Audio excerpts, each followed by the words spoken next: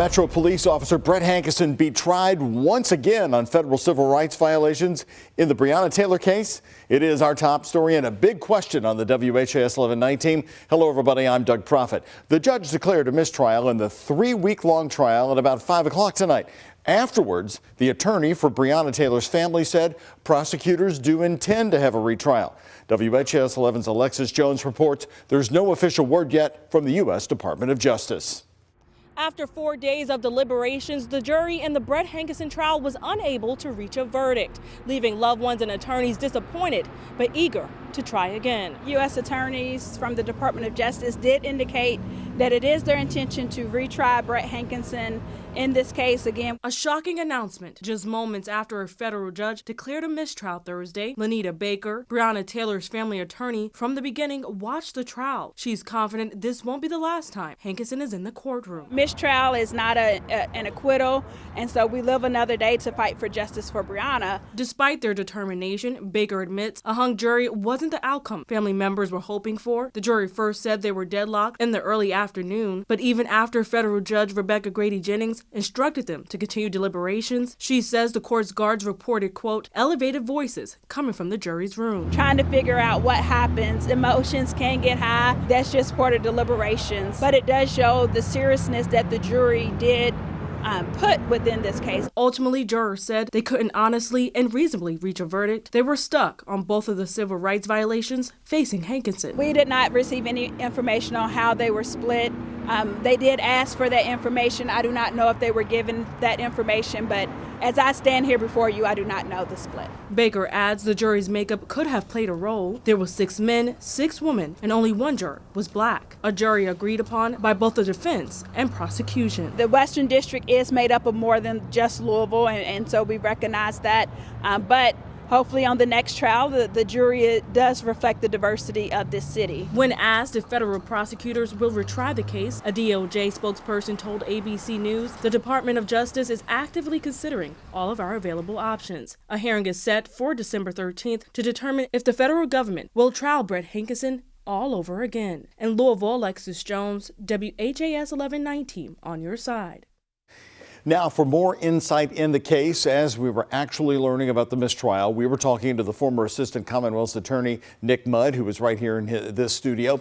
He told us the makeup of the jury may have led to a mistrial this time. In a case like this, the jurors come from all over the Western District of Kentucky. So you may have some jurors from Jefferson County, you may have some jurors from Paducah, Kentucky. So you got a whole hodgepodge of people who really do have different political beliefs and different views on policing and things like that.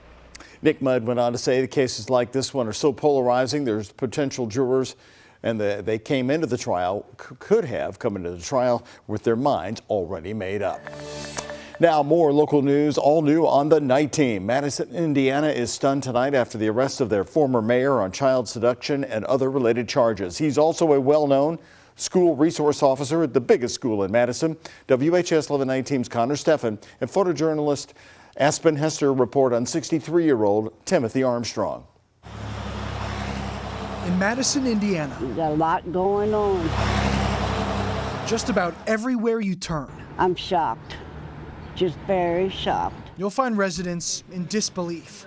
And I thought, my gosh, you know, that's just so terrible. Talking about the arrest of this man tonight, former mayor and former Madison Consolidated Schools school resource officer Timothy Armstrong. Police allege he had inappropriate communication with a male student in 2022 during his time serving at the school. He now faces child seduction charges, including 8 felony counts. You know, how people can do that. I'll never understand. But yeah, it was a shock. Especially in this town. I'd be ashamed. Given the many titles this man held. For people living here, shock does not even begin to describe the feeling when they heard the former town's mayor was arrested on Thursday. And it's going to preserve the history. Here's Armstrong speaking with WHAS 11 News back in 2010 during his 3 years as Madison, Indiana's mayor. The 63-year-old is also a former Madison police officer and a youth baseball coach. You know, I've been asked about this case for months. Sergeant Stephen Wheelis with the Indiana State Police says the case has been taken on by a special prosecutor with no ties to Armstrong. due to who it was involving in his position in that community, it made sense for the state police to do the investigation. A move applauded by this man who asked we don't use his name or show his face. Because this, like I say, this is really a tight-knit community, I think, 'cause a lot of people know other people. People like Mickey Davis. She says she knew of Armstrong and remembers his time in office. I'm shocked and very, very hurt. And I feel for the family.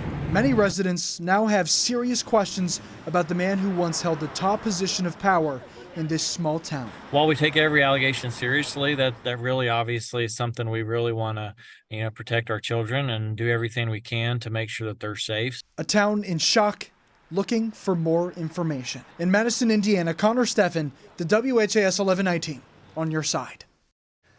Armstrong is in the Jennings County, Indiana jail tonight. Police say he was booked there to ensure that he had no apparent connections to the place where he's incarcerated. His initial court hearing is coming up for Monday, set for Monday, November 20th. Also tonight, the collection of evidence. Hundreds of new pages of documents released late today in the investigation into the former Clark County, Indiana Sheriff Jamie Knoll. He's charged with 15 felonies.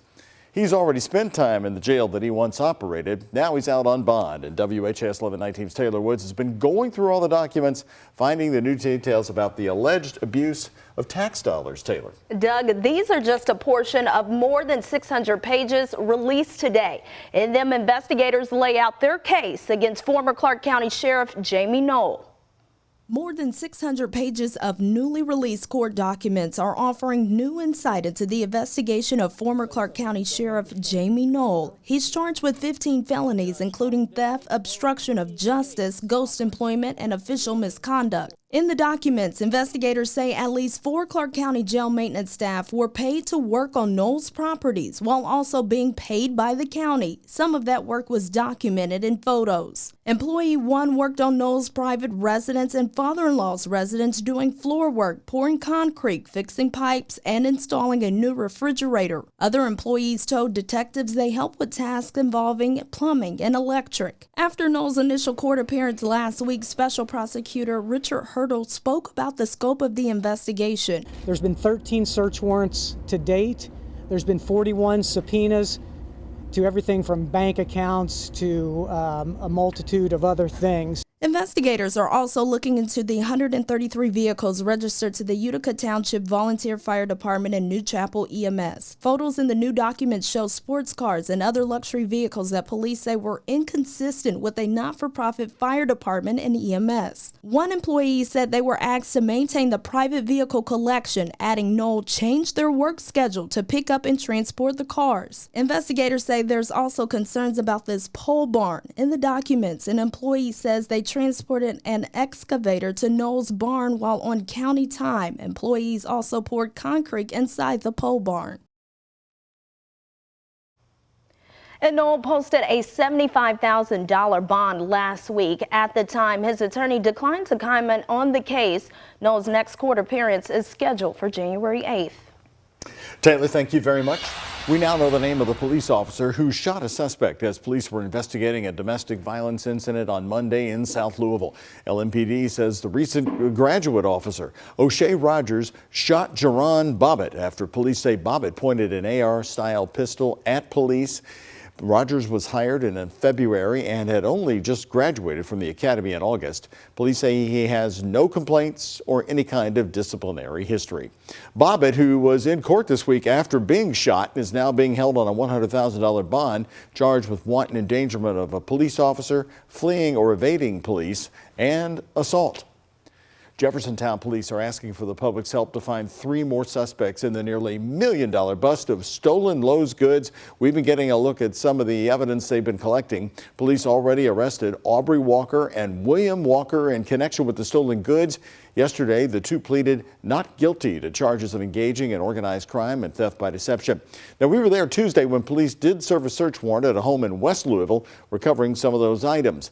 J-Town Police Detective Mike Lauder says the 5 suspects stole the items from stores in Louisville, Frankfort, Lexington, Owensboro, and Evansville by fraudulently charging the items to business accounts. Investigators believe they were selling some of the items and using others to improve their own homes and investment properties. Detective Lauder tells us they had a large amount of surveillance video to help make the arrests.